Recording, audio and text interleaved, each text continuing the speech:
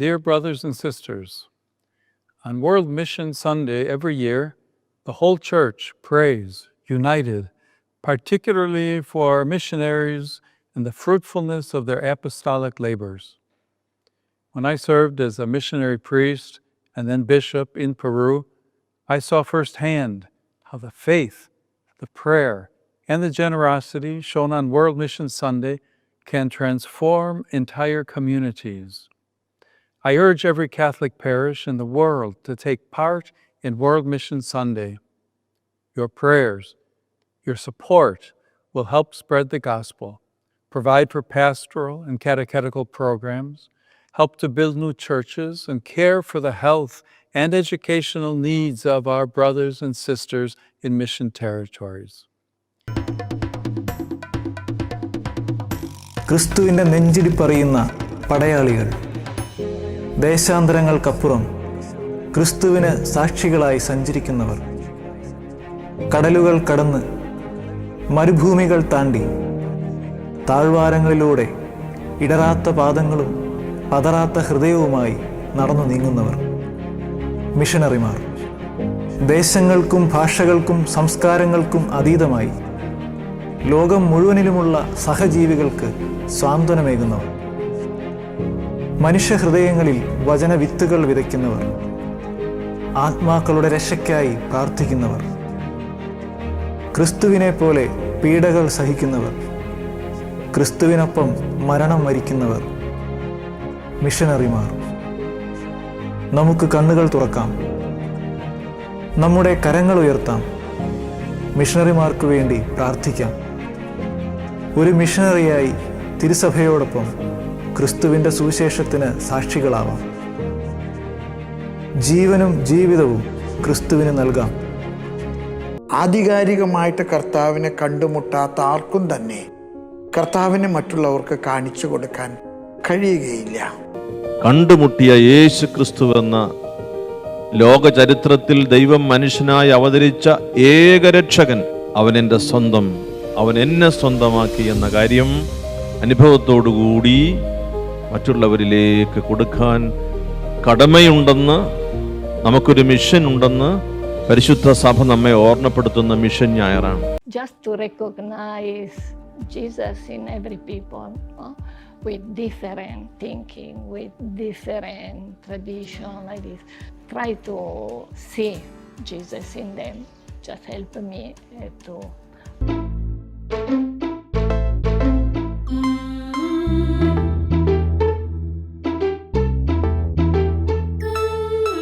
എൻ്റെ രൂപതയുടെ പേര് ബൊങ്കേഗോൺ രൂപത. ഞാനിപ്പോൾ വികാരിയായിട്ട് ബൊങ്കേഗോൺ രൂപതയുടെ ഹോളി ഫാമിലി ചർച്ചിലാണ് ഉള്ളത്. എൻ്റെ ഈ ഇടവകയിലും 4 വർഗ്ഗക്കാരാണുള്ളത്: boroughs, Santhals, Adivasis and Garros. ഞാൻ 1996 ഓഗസ്റ്റ് മാസം 3-ാം തീയതിയാണ് ആദ്യമായിട്ട് 15ാമത്തെ വയസ്സിൽ ആസാമിൽ മിഷൻ രൂപതയിലേക്ക് വരുന്നത്. ഇവിടെ പഠിച്ച് ഇവിടെ ഒരു വൈദികനാകുവാൻ വേണ്ടി. പക്ഷേ ആ സമയത്ത് എനിക്ക് കൃത്യമായിട്ടുള്ള ഒരു ജ്ഞാനമില്ലായിരുന്നു. ആരാണ് ഒരു മിഷണറി വൈദികൻ, ആരാണ് ഒരു മിഷനറി വൈദികൻ എന്ന് കൂടുതലായിട്ട് ഞങ്ങളെയൊക്കെ പഠിപ്പിച്ചത്, സെമിനാരിയിലുള്ള എല്ലാ ബ്രദേഴ്സിനെയും പഠിപ്പിച്ചത് ആദ്യം തന്നെ ഞങ്ങളുടെ മെത്രാന്മാരാണ്. അവരുടെ സിമ്പിളായിട്ടുള്ള ലൈഫ്, എല്ലാവരുടെ കൂടെ ആയിരിക്കുന്ന, അവരുടെ സാന്നിധ്യം അറിയിക്കുന്ന ആ ജീവിതം ഞങ്ങളെ വളരെ ആകർഷിച്ചിട്ടുണ്ട്. അവർ തന്നെയാണ് ഞങ്ങളോട് പറഞ്ഞിരിക്കുന്നത് എങ്ങനെയാണ് ഒരു നല്ല വൈദികനാവുക, എങ്ങനെയാണ് ഒരു മിഷണറി വൈദികനാവുക. അവരുടെ ആ സംസാരം കേട്ട് ഞങ്ങളെ തന്നെ അങ്ങനെ ആ രീതിയിൽ രൂപപ്പെടുത്തി. ഈ ജനങ്ങളെ ശ്രദ്ധിക്കുകയാണെങ്കിൽ അവർക്ക് നല്ല വിശ്വാസമുള്ള ആൾക്കാരാണ്. പ്രത്യേകിച്ച് നമ്മളിപ്പോൾ നോക്കിക്കഴിഞ്ഞാൽ ഇവിടെ ഒരു കുരിശ് കാണുന്നുണ്ട്. ഇവർ പുറത്തൊക്കെ പോകുമ്പോൾ കുരിശ് തൊട്ട് പിതാവിനും പുത്രനും വെച്ചിട്ടാണ് പണിക്ക് പോകുന്നതും പിന്നെ പിള്ളേരൊക്കെ സ്കൂളിലേക്കൊക്കെ പോകുന്നതും. ആൾക്കാരൊക്കെ പാവപ്പെട്ടവരാണേലും അവർ വളരെയധികം ഞങ്ങളെ സഹായിക്കുന്നവരാണ്, നല്ല സഹകരണമുള്ളവരാണ്. അങ്ങനെ ഇവിടെ തന്നെ ആയിരിക്കാനും അവരോട് കൂടെ ജീവിക്കാനും എപ്പോഴും ഞങ്ങൾക്ക് നല്ലൊരു പ്രേരണ കിട്ടുന്നുണ്ട്. As we read in the book of Amos, there is a famine for the word of God. That is what I feel here in Africa. The harvest is plenty, One of our elderly priests used to say, come to Africa, the harvest is plenty. That's what I can even say now. The harvest is plenty. Last week, I was in a parish, and after preaching the word of God there for 4 days, so many people came and told me, Father, I never knew these things are important. So everywhere we go, we can see very great thirst for the word of God, because everyone is desiring to be loved. There's no pure love other than the love. ഒത്തിരി പാവപ്പെട്ട മനുഷ്യരുണ്ട് കേട്ടോ. അവരിങ്ങനെ പ്രത്യേകിച്ച് വീട്ടിൽ രോഗികളായിട്ടൊക്കെ ഉണ്ടെങ്കിൽ ചികിത്സിക്കാൻ വകയില്ലാതെ, അങ്ങനെ ചിലപ്പോഴൊക്കെ ചികിത്സ ഇല്ലാതെ മരിക്കുന്ന ആൾക്കാരുണ്ട്. നമ്മളൊക്കെ വില്ലേജുകളിൽ ചെല്ലുമ്പോൾ ഇങ്ങനെയുള്ളവരെ കൊണ്ടുവരിക ചെയ്യുന്നത്. പിന്നെ പാവപ്പെട്ട മനുഷ്യർ ചിലപ്പോൾ എല്ലാ നേരവും ഭക്ഷണം കഴിക്കാനൊന്നും ഉണ്ടാവില്ല. ജോലിക്ക് പോയാലും വളരെ തുച്ഛമായിട്ടുള്ളൊരു കൂലിയാണ് ഇവിടെ കിട്ടുന്നത്. നമ്മുടെ നാട്ടിലെ പോലെ ഒന്നും കിട്ടില്ല. ഇപ്പോൾ തുച്ഛമായിട്ടുള്ള കൂലി കൊണ്ട് ഇവിടെ വന്ന് അതിൽ നിന്നുള്ളൊരു ഭക്ഷണം കാര്യങ്ങളൊക്കെ ആയിരിക്കും. ഇപ്പോൾ മക്കളൊക്കെ ഒത്തിരി പേരുണ്ടെങ്കിൽ അവർക്ക് ഇച്ചിരി കൊടുക്കാനും എല്ലാവർക്കും ഭക്ഷണം കിട്ടിയെന്ന് വരില്ല. അപ്പോൾ അവർ ഈ കാട്ടുകളിൽ പോയിട്ട് അവിടെയൊക്കെ ഒരു ഈ നമ്മുടെ നാട്ടിൽ പോലെയുള്ളൊരു കാച്ചിൽ പോലെയുള്ളൊരു സാധനമുണ്ട്. അത് പറിച്ച് കൊണ്ടുവന്ന് അത് വെട്ടി വെള്ളത്തിലിട്ട് പിറ്റേ ദിവസം തിളപ്പിച്ച് അങ്ങനെയൊക്കെ ഒത്തിരി പേര് കഴിക്കും. ഞാൻ ഈ കോനംപേട്ട് എന്ന് പറഞ്ഞ ഒരു വില്ലേജിലാണിത്. കോനംപേട്ട് എന്ന് പറഞ്ഞൊരു വില്ലേജ്. അപ്പോൾ ഈ വില്ലേജിൽ താമസിക്കാനായിട്ട്, അച്ഛന് താമസിക്കാനായിട്ട് പ്രത്യേകിച്ച് ഭവനമൊന്നുമില്ല. ഞാൻ ഇവിടെയാണ്, ഈ ഒരു വീട്ടിലാണ് താമസിക്കുന്നത്. അതുപോലെ തന്നെ ഈ വില്ലേജിൽ എനിക്ക് വർക്ക് ചെയ്യാനായിട്ട് ഒത്തിരി താല്പര്യമാണ്. പിന്നെ പ്രത്യേകിച്ച് പള്ളിയോ അങ്ങനത്തെ ഒന്നുമില്ല ഇവിടെ. ഇവരോടൊപ്പം ആയിരുന്നുകൊണ്ട് ബലിയർപ്പിക്കാനായിട്ടാണെങ്കിലും അവരോടൊപ്പമായിട്ട് വിശുദ്ധ കുർബാനയിൽ പങ്കെടുത്തുകൊണ്ട്, മറിച്ച് അതുപോലെ തന്നെ പ്രാർത്ഥനാ കൂട്ടായ്മകളിൽ ഒന്നിച്ച് വരാനായിട്ടാണെങ്കിലും ഇവർ ഒത്തിരിയേറെ ഉത്സാഹം കാണിക്കുന്നുണ്ട്. അപ്പോൾ ഇതൊക്കെയാണ് എൻ്റെ ഞാൻ താമസിക്കുന്ന വില്ലേജ് എന്ന് പറഞ്ഞാലും കൃഷിക്കാരുടെ ഒരു ഏരിയയാണ്. ജോലിക്കാരായിട്ട് ആരും തന്നെ ഇല്ല, കൃഷിക്കാരുടെ ഒരു ഏരിയ. അപ്പോൾ ഇവരോടൊപ്പമായിരുന്നു കൊണ്ട് ഈ ഒരു ദൈവരാജ്യ പ്രഘോഷണത്തിൻ്റെ ഉദ്യമത്തിൽ തീർച്ചയായിട്ടും തന്നെ പങ്കെടുക്കുവാനായിട്ട് സാധിക്കുന്നതിൽ ഒത്തിരിയേറെ സന്തോഷമാണ്.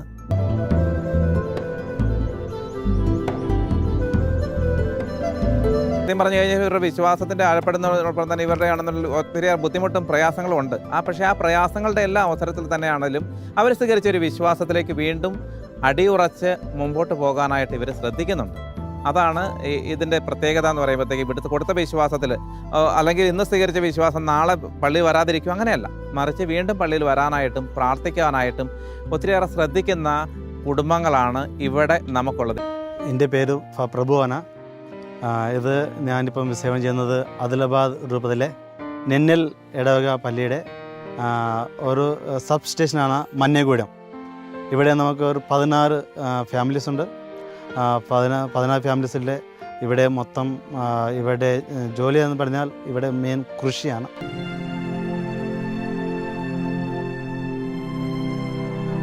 మహోన్నత స్థలంలో దేవునికి మహిమ, భూలోకంలో మానవులకు శాంతి, ఆశాభావం సదాకలను గాక. పరలోకమందున్న మా తండ్రి, నానాటికి కావలసిన మా అన్నము మాకు నేటికివ్వండి. మా వద్ద అప్పబడిన వారిని మేము మన్నించినట్లు మా అప్పులను మీరు మన్నించండి. మమ్మల్ని శోధన యందు ప్రవేశింపనివ్వక കീഴിലോട്ട് നാം രക്ഷിച്ചേ. ആമേൻ. ഞാൻ 2014 അച്ഛനായത്. 10 വർഷം കഴിഞ്ഞു. 10 വർഷം പൂർത്തി ചെയ്തു സക്സസ്ഫുള്ളി. ദൈവത്തിന് നന്ദി പറയുന്നു. ഇങ്ങനെ അച്ഛനായിട്ട് സേവനം ചെയ്യുന്നത് എനിക്ക് വളരെ സന്തോഷമായിട്ടാണ് ഞാൻ ചെയ്തുകൊണ്ടിരിക്കുന്നത്. പിന്നെ ഇവിടെ വന്നിട്ട് നെന്നൽ ഇടവേള വന്നിട്ട് 5 മാസമായതുള്ളൂ. എനിക്ക് വളരെ സന്തോഷമുണ്ട് ഈ വൈദിക ജീവിതം. കാരണം കഴിഞ്ഞ 5 മാസം ഞാൻ ഇവിടെ ഈ നെന്നൽ ഇടവകയിലെ സേവനം ചെയ്യുന്നത് എനിക്ക് ഒത്തിരി സന്തോഷമുണ്ട്. എനിക്കൊരു സാറ്റിസ്ഫാക്ഷൻ ഉണ്ട്. കാരണം ആൾക്കാർ വചനം കേൾക്കാനും കുർബാനയിൽ പങ്കെടുക്കാനും ഇല്ലെങ്കിൽ കുടുംബ കൂട്ടായ്മയിൽ കൂടാനും അവർക്ക് ഭയങ്കര താല്പര്യമുള്ളവരാണ്. പിന്നെ പള്ളിയിലേക്ക് വരാനും ഓടിയെത്താനും അവർക്കൊരു ഭയങ്കര സന്തോഷമാണ്. ദൈവത്തിനെ ആശ്രയിച്ചാണ് ഞാൻ ഈ സേവനം ചെയ്യുന്നത്. അപ്പം ദൈവം നമ്മളെല്ലാം അനുഗ്രഹിക്കട്ടെ. എൻ്റെ പേര് ഫാദർ ആൻ്റണി. ഞാൻ നാട്ടിൽ മലയാറ്റൂരിൽ നിന്ന് വരുന്നു. മലയാറ്റൂർ വിമലഗിരി പാരിഷ്. ഈ സിസ്റ്റർ ലൂസി, പിന്നെ ഈ സിസ്റ്ററിൻ്റെ പേര് ജെൻഡില, ഇത് പ്രസ്രോക് ജനൻ. ഇതിപ്പോൾ ഞങ്ങളിപ്പോൾ ഈ കയറ്റം കയറുന്നില്ല. ഇതൊന്നും വലിയൊരു കയറ്റം അല്ലാതെ ഇതിലൊക്കെ വലിയ കയറ്റങ്ങൾ ഞങ്ങൾ കയറിയിട്ടുണ്ട്. എന്ന് പറയുന്നത് അവർക്ക് ഇപ്പോൾ കുർബാനയ്ക്ക് കൊടുക്കാനും അതുപോലെ 5 വർഷം 6 വർഷമൊക്കെ താമസിക്കാനായിട്ട് പോകുന്നത് ഓരോ വില്ലേജിൽ നിന്ന് വില്ലേജിലേക്ക്. അപ്പോൾ ഇങ്ങനെ ഈ കയറ്റത്തിലൊക്കെ ഒന്നുമല്ല, ചെറിയൊരു കയറ്റമാണ്. പക്ഷേ ഇതൊക്കെ വലിയ കയറ്റങ്ങൾ കയറി ഞങ്ങൾ വർഷങ്ങൾക്ക് മുമ്പ് ഇങ്ങനെ വില്ലേജിൽ താമസിച്ചിട്ടുണ്ട്. ഞാനിവിടെ പണ്ട് ഈ വില്ലേജിൽ ഇപ്പോൾ പോകാൻ പോകുന്ന വില്ലേജിലേക്ക് ഞാൻ നടന്ന് രാവിലെ എന്നോട് വിചാരിച്ചും പറഞ്ഞൊരു വീട് വെഞ്ചരിക്കാനുണ്ടെന്ന് പറഞ്ഞു. അവിടുന്ന് ഇപ്പോൾ 3 മണിക്കൂർ നടന്ന് ഞാനവിടെ 1 മണിയായപ്പോൾ എത്തി. ഇപ്പോൾ 1 മണി തുടങ്ങി ഞാൻ കുമ്പസാരിപ്പിക്കായിരുന്നു. കുമ്പസാരിപ്പിക്കാൻ 2 മണിക്കൂർ കുമ്പസാരിപ്പിച്ച് കഴിഞ്ഞിട്ട് കുർബാനയും ചൊല്ലി തീർന്നു കഴിഞ്ഞപ്പോൾ 3:30 കഴിഞ്ഞു. ഇവിടെ 3:30 ആകുമ്പോഴേക്കും രാത്രിയാവും. അപ്പോൾ രാത്രിയായി കഴിഞ്ഞ് ഞാൻ നടന്ന് അവിടുന്ന് പോരുമ്പോഴേക്കും ആൾക്കാർ പറഞ്ഞു അച്ഛാ ആന ഇറങ്ങിയിട്ടുണ്ടാവും എന്ന് പറഞ്ഞു. അപ്പം നമുക്ക് കേൾക്കാം, ആനയുടെ സൗണ്ട് കേൾക്കാം, ഈറ്റ ഇതിലൊക്കെ ചവിട്ടി വരുന്നത്. അപ്പം അങ്ങനെ വന്നു കഴിഞ്ഞപ്പോൾ ഞങ്ങൾ ഓടി, എല്ലാവരും കൂടി പിന്നെ ഓടി. അവിടുന്ന് പിള്ളേർ പറഞ്ഞു പച്ച പെട്ടെന്ന് നോക്കോ. ഞങ്ങൾ ഓടി ഇങ്ങനെ ഇറങ്ങി അങ്ങനെ വന്നു കഴിഞ്ഞപ്പോഴാണ് അവിടെ അവിടെ ഒരു പുഴയുണ്ട്. ആ പുഴ ക്രോസ് ചെയ്ത് കഴിഞ്ഞപ്പോൾ ഒരു ചെരുപ്പ് തന്നെ അങ്ങ് പോയി. പിന്നെ മറ്റേ ചെരുപ്പും കൂടി അവിടെ കളഞ്ഞിട്ട് പിന്നെ വെറുതെ ചെരുപ്പില്ലാതെ, അന്നൊന്നും ഇത്രയും നല്ല വഴിയല്ല, എല്ലാം കല്ലും മണലും ഒക്കെയാണ്. അപ്പോൾ ആ കല്ലിൽ കൂടെയൊക്കെ ചവിട്ടി ഒക്കെ പോയി അവിടെ വൈകുന്നേരമായി ചെന്ന് കഴിഞ്ഞപ്പോൾ 7 മണിയായപ്പോൾ ചെല്ലുമ്പോൾ കാലൊക്കെ ഇങ്ങനെ പൊളച്ച് പൊട്ടാറായി. അപ്പോൾ ഞാൻ പോയി ചെരുപ്പൊക്കെ മേടിച്ച് കൊണ്ടുവന്ന് ടൗണിൽ പോയി അപ്പം തന്നെ പോയി ചെരുപ്പ് മേടിച്ച് കൊണ്ടുവന്ന് ഇട്ടേച്ച പള്ളിയിൽ വന്ന് കിടന്നത്.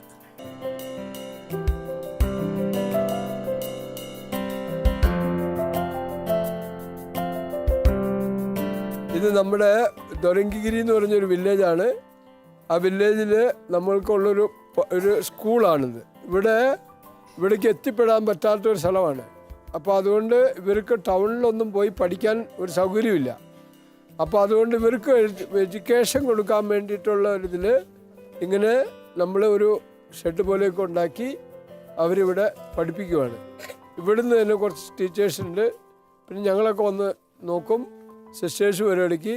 അങ്ങനെ നമ്മൾ ഈ സ്കൂളിപ്പോൾ ഏകദേശം 110-200 പിള്ളേരുണ്ട്. അപ്പോൾ 200 പിള്ളേർ ഇവിടെ പഠിപ്പിക്കുന്നു. ഇതിപ്പോൾ 6ാം ക്ലാസ് വരെ ഇവിടെ ഉണ്ട്. അത് കഴിഞ്ഞിട്ട് അവർ വലുതായി കഴിയുമ്പോൾ അവർക്ക് പുറത്ത് പോയി പഠിക്കാനൊക്കെ ഉള്ള, അവർക്കിപ്പോൾ എവിടെയായാലും പുറത്ത് പോകാനോ ഒക്കെ വലുതാവും പിള്ളേർ. അതുകൊണ്ടാണ് പണ്ട് ഇവിടുത്തെ പിള്ളേർക്കൊന്നും പഠിക്കാനൊരു അവസരമില്ലായിരുന്നു. പ്രത്യേകിച്ച് നമ്മുടെ ഒരു എഡ്യൂക്കേഷൻ കൊടുക്കാനോ ഒന്നിനും പറ്റില്ലായിരുന്നു. എന്ന് പറയുന്നത് ഗവൺമെൻറ് സ്കൂളുകളുണ്ടെങ്കിലും ചിലപ്പോൾ 2 മണിക്കൂറേ ക്ലാസ് എടുക്കുള്ളൂ. രാവിലെ 7 മണിക്ക് ക്ലാസ് തുടങ്ങിയാൽ 9 മണിക്ക് ക്ലാസ് തീരും. അപ്പോൾ ആ നേരം കൊണ്ട് ഒന്നും പഠിപ്പിക്കാൻ പറ്റില്ല. 2 ടീച്ചേഴ്സ് LKG തുടങ്ങി 4ാം ക്ലാസ് വരെ പഠിപ്പിക്കുന്നത് 2 ടീച്ചേഴ്സാണ്. അത് ഷിഫ്റ്റാണ്, 2 മണിക്കൂർ വെച്ച്.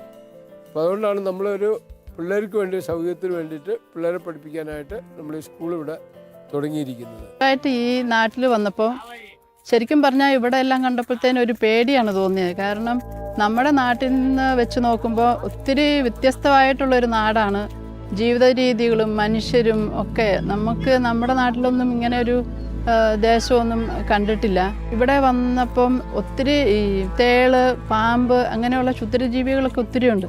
അപ്പം ഇവിടുത്തെ ഈ ചെറിയ വീടുകളും പരിസ്ഥിതിയിൽ ഈ പാമ്പുകളും ഇതൊക്കെ ഉള്ളപ്പോൾ ഭയങ്കര, അതായത് വിഷമുള്ള പാമ്പുകളാണ് ഒത്തിരി ഉണ്ട്, എല്ലാ സൈസും ഉണ്ട്. അപ്പോൾ എവിടെ നോക്കിയാലും പാമ്പുകളുടെ ഒത്തിരി ഉണ്ട്. അപ്പോൾ അതൊക്കെ വലിയൊരു തടസ്സമായിരുന്നു.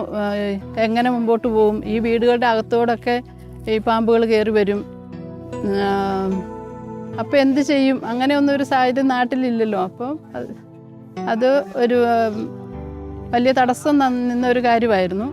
അപ്പോൾ പെട്ടെന്ന് ഇവിടെ എങ്ങനെ ജീവിക്കും, അല്ലെങ്കിൽ ഇവരുടെ കൂടെ എങ്ങനെ മുമ്പോട്ട് പോകും എന്നൊക്കെ ഒരു ഭയമാണ് ശരിക്കും ഉണ്ടായത്. പക്ഷേ അത് കഴിഞ്ഞ് ഇവരുമായിട്ട് ഇടപെടുകി ഇവരുടെ അടുത്ത് ഒക്കെ പോയപ്പോഴത്തേനും മനസ്സിലായി നമ്മൾ ഈ പുറമേ ഇവർക്ക് അങ്ങനെ ഒത്തിരി സാമ്പത്തികമായിട്ടൊന്നുമില്ല, ഒത്തിരി താഴെക്കടയുള്ളവരാണെങ്കിൽ പോലും അവരൊത്തിരി സ്നേഹമുള്ളവരും നമ്മളെ വീട്ടിൽ സ്വീകരിക്കുന്നവരുമാണ്. എൻ്റെ പേര് തോമസ് വാഴപ്പള്ളി. ഞാൻ ജനിച്ചത് പുത്തമ്പേലിക്കര എന്ന് പറഞ്ഞ സ്ഥലം, എറണാകുളം ഡിസ്ട്രിക്റ്റ്, ഇരിഞ്ഞാലക്കുട രൂപത. അവിടെ നിന്ന് 1956 1956 ഞാൻ മൈസൂർക്ക് പോന്നു. 2003 മൈസൂർ ബിഷപ്പായിട്ട് എന്നെ അപ്പോയിൻ്റ് ചെയ്തു. ആ കാലം മുതൽ മൈസൂർ രൂപതയിൽ വർക്ക് ചെയ്തുകൊണ്ടിരിക്കുകയാണ്. ഇവിടെ മൈസൂർ രൂപതയിൽ വർക്ക് ചെയ്യാനായിട്ട് പല കോൺഗ്രിഗേഷൻസും അപ്ലൈ ചെയ്യുന്നുണ്ട്. അപ്പോൾ അവരെല്ലാം സ്വാഗതം ചെയ്ത് നമ്മുടെ രൂപതയിൽ കുറേ കൂടി മിഷണറി ആക്ടിവിറ്റി ചെയ്യാനായിട്ട് പരിശ്രമിക്കുന്നുണ്ട്. ജീവിതത്തിൽ നമുക്ക് ഏറ്റവും ആവശ്യമായിട്ടുള്ളത് പ്രാർത്ഥനയാണ്. നമ്മുടെ കർത്താവ് ഈശോ മിശിഹ അങ്ങയുടെ ജീവിതത്തിൽ പ്രാർത്ഥനയ്ക്ക് വേണ്ടി അങ്ങയുടെ സമയം വളരെയധികം ചെലവഴിച്ചിട്ടുണ്ട്. തൻ്റെ പിതാവായ ദൈവത്തോട് എപ്പോഴും പ്രാർത്ഥന വഴി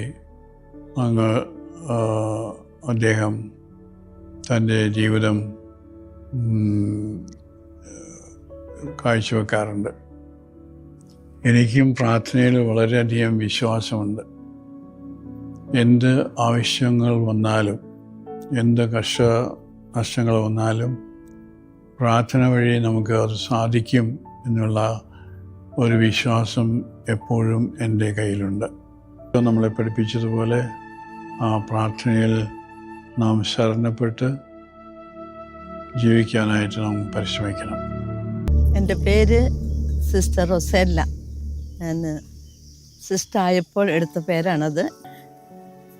ഞങ്ങൾ എൻ്റെ ചാച്ചനും അമ്മച്ചിക്കും 7 മക്കൾ. ഞങ്ങൾ 5 പെൺമക്കളും 2 ആൺമക്കളും ഉണ്ട്. എൻ്റെ മൂത്ത സഹോദരി എന്നെപ്പോലെ ഒരു സിസ്റ്ററാണ് ജീസസ് ആൻഡ് മേരി സഭയിൽ. അതുപോലെ ഒരു മിഷണറി ആകണം. ചേച്ചി മിഷണറിയാണ്. ആഗ്രയിലാണ് തുടക്കം. പിന്നെ ബൊളീവിയ അവിടെയൊക്കെ വർഷങ്ങളോളം മിഷണറി ആയിട്ട് ജീവിച്ച് ഇപ്പം ഇന്ത്യയിലേക്ക് തിരിച്ചു വന്നിട്ടുണ്ട് 42 വർഷങ്ങൾക്ക് ശേഷം. എനിക്കും അതുപോലെ ചെറുപ്പത്തിലെ ഒരു മിഷണറി ആകണം എന്നുള്ള ആഗ്രഹം ഉണ്ടായിരുന്നു. അങ്ങനെയാണ് ഈ congregation daughters of our lady of mercy എന്ന കോൺഗ്രിഗേഷൻ തിരഞ്ഞെടുത്തത്.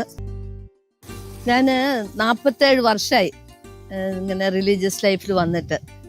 അതിലിങ്ങനെ മിഷണറി പ്രത്യേകിച്ചും ഓരോ വില്ലേജായിട്ടുള്ള സ്ഥലങ്ങളിലൊക്കെയാണ് എൻ്റെ അധിക കാല ജീവിതവും. അതിലെനിക്ക് ഭയങ്കര സന്തോഷമാണ്. ഇത് തന്നെ തുടരാനാണ് ആരോഗ്യം അനുവദിക്കുന്നത്ര അത് തുടരാനാണ് സന്തോഷം. ഈ പാവപ്പെട്ട മക്കളുടെ കൂടെയുള്ള ജീവിതം, അവരുടെ ജീവിത രീതി കാണുമ്പോൾ നമുക്കത് അവരുടെ സ്നേഹവും അവരുടെ കഠിനാധ്വാനവും അവരുടെ കൂട്ടായ്മയും ഐക്യവും എല്ലാം കാണുമ്പോൾ നമുക്കൊത്തിരി സന്തോഷം തരുന്നുണ്ട്. പിന്നെ അവർക്ക് നമ്മുടെ നല്ല ജീവിതത്തിൻ്റെ പ്രത്യേകിച്ചും കുറച്ച് ദൈവാനുഭവങ്ങൾ, വിശ്വാസം അതൊക്കെ കൊടുക്കാനും അവരുടെ ആ ജീവിതത്തിൽ നിന്ന് കുറേ ഉയർത്തിക്കൊണ്ട് വരാനായിട്ട് അവർ കുറേ കുറച്ച് കഴിയുമ്പോഴത്തേക്കും അവരെല്ലാവരും പഠിച്ച് പുറത്തൊക്കെ ജോലിക്ക് പോയി അവരും ഒരു നല്ല നിലയിലേക്ക് ജീവിക്കാനായിട്ട് പോകുന്നുണ്ട്. അങ്ങനെ പല സ്ഥലത്തും കാണാൻ സാധിച്ചിട്ടുണ്ട്. അതാണ് ഏറ്റവും വലിയ സന്തോഷം. അപ്പം ഇങ്ങനെ ഒന്നും ഇല്ലാത്ത വില്ലേജിൽ തുടങ്ങി ഒരു 8-10 വർഷം കഴിയുമ്പോഴേക്കും അവരുടെ ആ ജീവിത രീതിയൊക്കെ കുറേ മാറും, നിലവാരങ്ങളൊക്കെ മാറും, ഉയർത്തി കൊണ്ടുവരുന്നത് കാണാൻ സാധിച്ചിട്ടുണ്ട്. അങ്ങനെ അവർക്ക് അതിനുള്ള അവസരങ്ങൾ ഒരുക്കി കൊടുക്കുക, അതിൻ്റെ ആവശ്യങ്ങൾ മനസ്സിലാക്കി കൊടുക്കുക, കുറച്ചും കൂടെ വളർന്നു വരാനായിട്ടുള്ള പിള്ളേരെ പഠിക്കാനും അതുപോലെ പുറത്തൊക്കെ പോയി നല്ല ജോലി സാധ്യതകൾ കിട്ടാനായിട്ട് അവരെ സഹായിക്കുക. അതിൽ വളരെ സംതൃപ്തിയാണ്. അതൊരു സുവിശേഷ പ്രഘോഷണമായിട്ട് തന്നെയാണ് ഞാൻ കാണുന്നത്. മിഷൻ പ്രവർത്തനത്തിന് വേണ്ടി ഞാൻ എന്ന് ഇറങ്ങിത്തിരിച്ചോ അന്ന് മുതൽ എൻ്റെ ജീവിതത്തിലെ കർത്താവ് വളരെയേറെ അത്ഭുതങ്ങൾ പ്രവർത്തിക്കുന്നതായിട്ട് കാണാനായിട്ട് സാധിച്ചിട്ടുണ്ട്. മിഷൻ അനുഭവങ്ങളിൽ ചെല്ലുമ്പോൾ നടന്നും യാത്ര ചെയ്തു അങ്ങനെ അകലെ ചെല്ലുമ്പോൾ കാത്തിരിക്കും. ഇനി അവിടെ ചെല്ലുമ്പോൾ ആ ജനങ്ങളൊക്കെ എന്ത് കാത്തിരിപ്പാണ്. അവരൊരു കുർബാന കിട്ടുമെന്ന് അറിഞ്ഞാൽ ആഴ്ചയിലൊരിക്കലൊക്കെ മാസത്തിലൊരിക്കലൊക്കെ കിട്ടുന്ന ഒരു കുർബാന കിട്ടും കാത്തിരിക്കുന്നത്. ഒരു മിഷണറിക്ക് വേണ്ടത് സഹനം, ആത്മസംയമനം, കർത്താവിൻ്റെ ഇടപെടലിന് വേണ്ടി കാത്തു നിൽക്കാനുള്ള ആ ദീർഘക്ഷമ.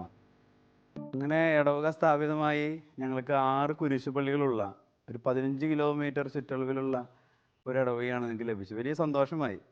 അന്ന് അവർ പറഞ്ഞ ഡയലോഗുകളിൽ, എന്നെ തടഞ്ഞു നിർത്തി പറഞ്ഞ വാക്കുകളിൽ എൻ്റെ മനസ്സിനെ വല്ലാതെ നൊമ്പരപ്പെടുത്തിയ ഒരു വാക്കെന്ന് പറയുന്നത് പ്രകാരമാണ്, അച്ഛനും അവരുടെ ജാതിയല്ലേ.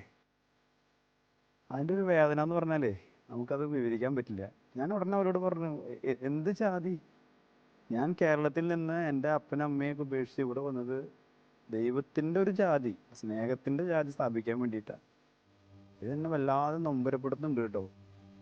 വലിയ വിഷമത്തോടു കൂടിയാണ് അന്ന് 2-3 മണിക്കൂർ നേരത്തെ ആ ഒരു സംവാദത്തിന് ശേഷം ഞാൻ ആശ്രമത്തിലേക്ക് മടങ്ങിയത്. വലിയ ചോദ്യചിഹ്നമായിരുന്നു, ദൈവം ഈ പള്ളിയുടെ പേരിൽ ജനം വിഭജിക്കുകയാണല്ലോ എന്നുള്ളത്. ആ സംഭവങ്ങളൊക്കെ ഞാൻ ഒരിക്കലും മറക്കില്ല. പക്ഷേ പിന്നീട് അതൊക്കെ ദൈവം അനുഗ്രഹമാക്കി തീർത്തു എന്ന് വേണം പറയാനായിട്ട്. ഒരു പുരോഹിതൻ്റെയും ഒരു ക്രിസ്ത്യാനിയുടെയും ജീവിതശൈലി എന്ന് പറയുന്നത് വെറുപ്പിൻ്റെ വിദ്വേഷത്തിൻ്റെ ഒന്നും അല്ല എന്ന് ഈ മിഷൻ പ്രവർത്തനത്തിലൂടെ ഈശോ എന്നെ പഠിപ്പിക്കുകയായിരുന്നു. അത് ക്ഷമയുടെ, സ്നേഹത്തിൻ്റെയൊക്കെയാണ്. അതിലൂടെയല്ലാതെ പിന്നെ എങ്ങനെയാണ് ഒരു പുരോഹിതനും ക്രിസ്ത്യാനിയൊക്കെ ഈശോയുടെ സ്വന്തമായി തീരുക? ഈശോയിൽ പ്രിയ സ്നേഹിതരെ, ഞാൻ തങ്കമ്മ. ഭാരതത്തിൻ്റെ നോർത്ത് ഈസ്റ്റ് മേഖലകളിൽ മിഷൻ പ്രവർത്തനത്തിൽ ഏർപ്പെട്ടിരിക്കുന്നു. ഞാൻ ആദ്യം പോയത് ഉദയസൂര്യൻ്റെ നാടെന്നറിയപ്പെടുന്ന അരുണാചലിലാണ്. അവിടെ ചെന്ന് കഴിഞ്ഞപ്പോൾ അവിടുത്തെ ഒരു ബിഷപ്പ് ഹൗസ്, അവിടുത്തെ കത്തീഡ്രൽ പള്ളിയെല്ലാം കണ്ടു കഴിഞ്ഞപ്പോൾ സത്യം പറഞ്ഞാൽ എൻ്റെ നെഞ്ച് തകർന്നു പോയി. പനമ്പ് കൊണ്ട് മറച്ചതായിരുന്നു അന്നത്തെ അവിടുത്തെ കത്തീഡ്രൽ പള്ളി. ബിഷപ്പ് ഹൗസ് എന്ന് പറയുന്നതും അരമതിൽ വരെ ഉണ്ട്. അതിന് ശേഷം പനമ്പ് മറച്ച് ടിൻഷീറ്റ് ഇട്ട ഒരു ബിഷപ്പ് ഹൗസ്. ഞാനെന്നാൽ പിതാവിനോട് പറയുകയും ചെയ്തു, പിതാവേ, ഞാൻ ജീവിതത്തിൽ ഒരിക്കലും ഇങ്ങനത്തെ ഒരു ബിഷപ്പ് ഹൗസ് കണ്ടിട്ടില്ല. പിതാവിനോട് മറുപടി പറഞ്ഞത് ഇങ്ങനെയാണ്, ഇനി ജീവിതത്തിലോട്ട് കാണാനും പോകുന്നില്ല എന്ന്. ഞാനത് സൂചിപ്പിച്ചത് അവിടുത്തെ ആ മിഷൻ ഏരിയയിലെ ആ ഒരു ദൈന്യതയും അതേസമയം കേരളത്തിലെ നമ്മളുടെ ഓരോ പള്ളികളും സ്ഥാപനങ്ങളൊക്കെ കാണുമ്പോൾ അത് രണ്ടും നമ്മളൊന്ന് കമ്പയർ ചെയ്ത് നോക്കുമ്പോൾ ഒരു വ്യത്യാസം എനിക്ക് തോന്നിയിരുന്നു. നമുക്ക് എന്തുകൊണ്ടും കേരള സഭയ്ക്ക് ഒത്തിരിയേറെ മിഷൻ പ്രവർത്തനങ്ങളെ സഹായിക്കാൻ സാധിക്കും. എൻ്റെ അരമനയിൽ നിന്നും ഏറ്റവും ദൂരെയുള്ള ഇടവകയിൽ, ഏറ്റവും ദൂരെയുള്ള പള്ളിയിൽ ചെല്ലണമെങ്കിൽ എനിക്ക് 3 ദിവസം യാത്ര ചെയ്യണം. അപ്പോൾ അതിൻ്റേതായ ബുദ്ധിമുട്ടുകളുണ്ട്, യാത്രയുടെ ക്ലേശങ്ങൾ. പിന്നെ അവിടെ നല്ല പള്ളികളൊന്നുമില്ല. ടൗൺ ഏരിയകളിലൊക്കെ നല്ല പള്ളികളാണ്, പക്ഷേ ഗ്രാമങ്ങളിലോട്ട് ചെല്ലുമ്പോൾ നല്ല പള്ളികൾ വേണം, വിദ്യാഭ്യാസ സ്ഥാപനങ്ങൾ വേണം. കുറേയൊക്കെ ഞങ്ങൾ ചെയ്യുന്നുണ്ട് നല്ല വിദ്യാഭ്യാസ സ്ഥാപനങ്ങളിൽ കൂടി. എന്നാൽ തന്നെയും ഇനിയും നമ്മളുടെ ആഗോള സഭയുടെ ഒരു സപ്പോർട്ട് നമുക്കുണ്ടായാൽ മാത്രമേ നമ്മളുടെ ഈ തിരുസഭ വളരുകയുള്ളൂ. മിഷൻ രൂപതകളൊക്കെ ഞാൻ ഇറ്റാനഗർ രൂപതയിൽ അവിടെ ചെന്നതിന് ശേഷം ഒത്തിരി ആളുകൾ നല്ല രീതിയിൽ നമ്മുടെ അടുത്ത് വരുന്നുണ്ട്. എൻ്റെ പേര് എബിൻ, ഞാനൊരു കപ്പൂച്ചിൻ വൈദികനാണ്. ഞാനിപ്പോൾ ഷില്ലോങ് ആർച്ച് ഡയസിസിലെ ബെർണിഹട്ട് എന്ന് പറഞ്ഞ പാരീഷിൽ അസിസ്റ്റൻ്റായിട്ട് വർക്ക് ചെയ്യാണ്. ഒരു മിഷണറി ആകണമെന്നുള്ള ഒരാഗ്രഹം ഇവിടെ വരാനായിട്ട് തീർച്ചയായിട്ടും ഞാനൊരു കപ്പൂച്ചിനായതിൽ അതിൽ അഭിമാനിക്കുന്നുണ്ട്. കാരണം നമുക്ക് ഒത്തിരിയേറെ കാര്യങ്ങൾ ഈ ഒരു രീതിയിൽ സഭയ്ക്കും സമൂഹത്തിനുമായിട്ട്, പ്രത്യേകിച്ച് ഇവിടെ പല ഭാഷകൾ ഞങ്ങളുടെ ഇടവകയിലുണ്ട്. കാസി ഭാഷയുണ്ട്, ഗാരോ ഭാഷയുണ്ട്, കർബിയുണ്ട്. ഞാൻ വളരെ കുറച്ച് മാത്രമാണ് ഇപ്പോൾ മാനേജ് ചെയ്യാൻ പറ്റുന്നുള്ളൂ. പക്ഷേ എന്നാലും അതിനുമൊക്കെ അപ്പുറത്താണല്ലോ സ്നേഹത്തിൻ്റെ ഭാഷ എന്ന് പറയുന്നത്. അത് ശരിക്കും നമുക്ക് ഇവിടെ കൃത്യമായിട്ട് മനസ്സിലാവുന്നുണ്ട്. അതുകൊണ്ട് തന്നെ ഇവിടെ നമ്മൾ ഒത്തിരിയധികം സ്നേഹിക്കപ്പെടുന്നുണ്ട്, അതിലധികം നമുക്ക് സ്നേഹിക്കാനായിട്ട് പറ്റുന്നുണ്ട്. അതിന് വലിയ കൃപ തന്ന ഈശോയ്ക്ക് ഒത്തിരി നന്ദി പറയുന്നു. ഈ മിഷണറി ജീവിതം തുടർന്നുകൊണ്ട് പോകാൻ തന്നെ ആഗ്രഹിക്കുന്നവരാണ് ഞങ്ങളെല്ലാവരും തന്നെ. അത്രമാത്രം സ്നേഹം കിട്ടുന്നുണ്ട്, സ്നേഹം കൊടുക്കാൻ സാധിക്കുന്നുണ്ട്, ഈശോയെ കൊടുക്കാൻ പറ്റുന്നുണ്ട്. അതുകൊണ്ട് തന്നെ ഈ ഒരു മിഷണറി ജീവിതം ഇവിടെ തുടരാനായിട്ട് ഞങ്ങൾ ആഗ്രഹിക്കുന്നുണ്ട്. അപ്പോൾ ഈ ഒരു ജീവിത രീതിയിലേക്ക് മിഷൻ പ്രവർത്തനത്തിന് ആഗ്രഹിക്കുന്നവർ തീർച്ചയായിട്ടും ഈ മേഖലയിലേക്ക് വരിക. കാരണം നമുക്ക് ഒത്തിരിയേറെ ഇനിയും ഈശോയ്ക്ക് വേണ്ടി ചെയ്യാനുണ്ട്. കാരണം ഈശോ പറഞ്ഞ അതാണ്, വിളവധികം വേലക്കാരോ ചുരുക്കം. അതിനാൽ വിളവിൻ്റെ നാഥനോട് പ്രാർത്ഥിക്കണം. തീർച്ചയായിട്ടും നിങ്ങളുടെ പ്രാർത്ഥന ഞങ്ങൾക്ക് ഒത്തിരിയേറെ ആവശ്യമുണ്ട്. ഒത്തിരിയേറെ ബുദ്ധിമുട്ടുകളും പരിമിതികളും ഒക്കെ ഞങ്ങൾക്കുണ്ട്. പക്ഷേ അതൊക്കെ തരണം ചെയ്തുകൊണ്ട് ഈശോയിൽ ആശ്രയിച്ച് മുന്നോട്ട് പോകാനായിട്ട് തീർച്ചയായിട്ടും നിങ്ങളുടെ പ്രാർത്ഥനയിൽ ഞങ്ങൾ ഉണ്ടാകണമേ എന്ന് അപേക്ഷിക്കുന്നു. എൻ്റെ പേര് പോൾ. കൂലിപ്പുരയ്ക്കൽ നിന്ന് വീട്ടുപേര്. ഞാൻ കപ്പുച്ചൻ സഭാംഗമാണ്. കോട്ടയം പ്രോവിൻസാണ് ഞങ്ങളുടെ ഇപ്പോഴത്തെ കേന്ദ്രം. ഇവിടെ ഞങ്ങൾ നിർമ്മലമാത കസ്റ്റഡി എന്നറിയപ്പെടുന്ന ആസാം മേഘാലയ മിഷൻ്റെ ഒരംഗമാണ്. ഞാനിപ്പോൾ ഇവിടെ വന്നിട്ട് 22 വർഷം കഴിഞ്ഞു. ഒരു സന്യാസത്തിൻ്റെ ഒരു ഭാഗം കൂടിയാണ് ഇവരുടെയൊക്കെ ജീവിതം. ഒരു ശരിക്കും ആത്മാർത്ഥമായിട്ട് ദൈവത്തെ സ്നേഹിക്കാൻ ആഗ്രഹിക്കുന്ന മനുഷ്യർ. ഇന്നിപ്പോൾ അവർ ഞായറാഴ്ചകളിലൊക്കെ ആണെങ്കിൽ രാവിലെ എഴുന്നേറ്റ് പള്ളിയിൽ പോകാനൊക്കെ ഒരുങ്ങുന്നവർ, കുഞ്ഞുങ്ങളെയൊക്കെ ചേർത്ത് അവരെല്ലാവരും പള്ളിയിൽ വരാൻ പരിശ്രമിക്കുന്നു.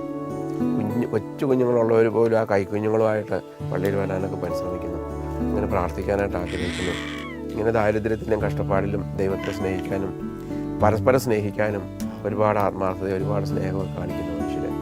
ഇവരെ ദൈവം അനുഗ്രഹിക്കട്ടെ എന്ന് നമുക്ക് പ്രത്യേകം പ്രാർത്ഥിക്കാം. ഞങ്ങൾ സന്യാസികൾ വ്രതമെടുത്തു. അനുസരണം, ദാരിദ്ര്യം, ബ്രഹ്മചര്യം. ദാരിദ്ര്യം ഒരു വ്രതമായിട്ട് എടുത്തതാണ്. അസീസിയിൽ വെച്ചിട്ട് ഫ്രാൻസിസ് പറഞ്ഞു, നിങ്ങളെ സമൂഹത്തിലുള്ളവരെക്കാളും ദരിദ്രരായിരിക്കണം എന്ന് പറഞ്ഞു. സ്വന്തമായിട്ടൊന്നും ഉണ്ടാകാൻ പാടില്ലെന്ന് പറഞ്ഞു. എന്നാലും ഇപ്പോൾ ചുറ്റുപാടൊക്കെ നോക്കുമ്പം ഇവരെക്കാളും എല്ലാം ചുറ്റുപാടുകൾ എല്ലാ സന്യാസികൾക്കും ഉണ്ടെന്ന് എനിക്ക് തോന്നുന്നു. എനിക്കുണ്ട്. മറ്റുള്ളവരെക്കുറിച്ച് ഇപ്പോൾ എനിക്ക് പറയാൻ പറ്റില്ല. എൻ്റെ ഒരു ചുറ്റുപാട് വെച്ച് നോക്കുമ്പോൾ ഇവരെക്കാളും എല്ലാം മെച്ചമാണ്. അവരുടെ വീട്ടിൽ ചെല്ലുമ്പോൾ അവർക്കുള്ളതിനേക്കാളും വസ്ത്രങ്ങളും പാത്രങ്ങളും സാധന സാമഗ്രികളെല്ലാം എനിക്കുണ്ട്. അപ്പോൾ ഇവർ ഒരു വ്രതമൊന്നും എടുക്കാതെ ഇങ്ങനെ ശരിക്കും ദാരിദ്ര്യത്തിലാണ്, പക്ഷേ ഭയങ്കര സന്തോഷമാണ്. എന്തെങ്കിലുമൊക്കെ തരണമെന്ന് അവരുടെ ആഗ്രഹം. അച്ഛാ എൻ്റെ ഒന്നും തരാനില്ലല്ലോ എന്ന് അവർ പറയുന്നത്. അതൊന്നും പറഞ്ഞില്ലല്ലോ നേരത്തെ. പറഞ്ഞായിരുന്നെങ്കിൽ എന്തെങ്കിലും പറമ്പിൽ പോയി ഒരു മത്തങ്ങയെങ്കിലും പറിച്ചുകൊണ്ട് തരാമായിരുന്നല്ലോ എന്നാണ് അവർ പറയുന്നത്. അപ്പം അങ്ങനെ ഒരു എന്താ പറയുന്നത്, സന്തോഷത്തിൽ ജീവിക്കുന്ന കുറേ മനുഷ്യർ. അപ്പോൾ അവരെ ഇപ്പോൾ രാവിലെ പ്രാർത്ഥനയ്ക്കൊക്കെ വിളിക്കാനായിട്ട് വന്നതാണ്. അപ്പോൾ അതൊക്കെ അവരെ ഓരോരുത്തരെ ഇങ്ങനെ വിളിച്ചുകൊണ്ടിരിക്കുവാണ്. എല്ലാവരോടും വരാൻ പറഞ്ഞിട്ടുണ്ട്. ഇപ്പോൾ കുർബാനയ്ക്ക് കാരണം, ഇപ്പോൾ കുർബാനയ്ക്ക് ഒരുക്കണം. ഇനിയും ധാരാളം മിഷണറിമാരെ ആവശ്യമുണ്ട് നമുക്ക്.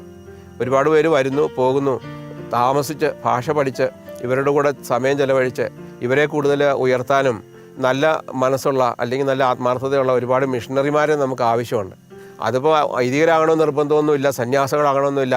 അൽമായരാണെങ്കിൽ പോലും സമർപ്പിക്കാൻ തയ്യാറുള്ളവർക്ക് 1 വർഷത്തേക്കോ 2 വർഷത്തേക്കോ വന്ന് ശുശ്രൂഷ ചെയ്യാൻ തയ്യാറുള്ളവരുണ്ടെങ്കിൽ നേഴ്സിംഗ് ഫീൽഡിലോ മെഡിക്കൽ ഫീൽഡിലോ അല്ലെങ്കിൽ സ്കൂളിലാണെങ്കിലും അങ്ങനെയൊക്കെ ഉള്ളവരുണ്ടെങ്കിൽ നമുക്ക് ഒരുപാട് കാര്യങ്ങൾ ചെയ്യാനായിട്ട് സാധിക്കും. കാരണം ഇപ്പോൾ സ്കൂളിൽ 300-നടുത്ത് പിള്ളേരുണ്ട്. അതിൻ്റെ ഇരട്ടി പിള്ളേർ സ്കൂളിൽ പോകാതെ നടക്കുന്നവരുണ്ട്. സാമ്പത്തികമാണെന്ന് പറയുന്നത്, എന്നാൽ പോലും സാമ്പത്തികത്തെക്കാളും കൂടുതലും അവർക്കൊരു താല്പര്യക്കുറവാണ്. അപ്പോൾ അവരെയൊക്കെ വിളിച്ച് കൊണ്ടുവന്ന് പഠിപ്പിക്കാനും അവരെ ഒന്ന് ഉത്സാഹിപ്പിക്കാനും ഒക്കെ നമുക്ക് സാധിക്കുവാണെങ്കിൽ നമുക്ക് ഒരുപാട് കാര്യങ്ങൾ ചെയ്യാനായിട്ട് സാധിക്കുമെന്ന് തോന്നുന്നു. അപ്പം അങ്ങനെ നല്ല മിഷണറിമാർ നമുക്ക് കൂടുതലുണ്ടാകാനും പിന്നെ മിഷൻ വളരെ ശക്തമായിട്ട് ഈശോയുടെ നാമം മഹത്വപ്പെടുത്തുന്ന ഒരു സാധ്യതയുള്ള സ്ഥലമായതുകൊണ്ട് ഈശോയുടെ നാമം മഹത്വപ്പെടുത്താൻ അനേകം നല്ല മിഷണറിമാരുണ്ടാവട്ടെ എന്ന് ആശംസിക്കുകയും പ്രാർത്ഥിക്കുകയൊക്കെ ചെയ്യുകയാണ് ഈ സമയത്ത്. ആദ്യത്തെ മിഷണറി ചാരിറ്റി എന്ന് പറയുന്നത് മിഷനെക്കുറിച്ച് നന്മയോടുകൂടെ സംസാരിക്കുക, സർഗാത്മകമായിട്ട് സംസാരിക്കുക, പോസിറ്റീവായിട്ട് സംസാരിക്കുക. 2, മിഷൻ പ്രവർത്തനങ്ങൾക്ക് പ്രാർത്ഥന കൊണ്ട് നിങ്ങൾ പൂർണ്ണമായിട്ട് സമർപ്പിക്കുക. 3-മതായിട്ട് മിഷണറിമാരെ സാമ്പത്തികമായിട്ട് സഹായിക്കാനുള്ള നമ്മുടെ കർമ്മ പദ്ധതികളാണ്.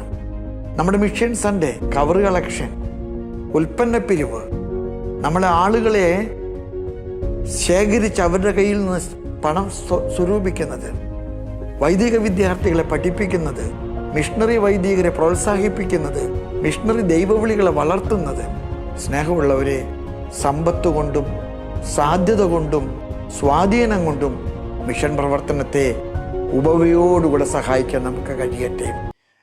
This October 19th, as we reflect together on our baptismal call to be missionaries of hope among the peoples, let us commit ourselves anew to the sweet and joyful task of bringing Christ Jesus, our hope, to the ends of the earth. Thank you for everything you will do to help me help missionaries throughout the world. God bless you all.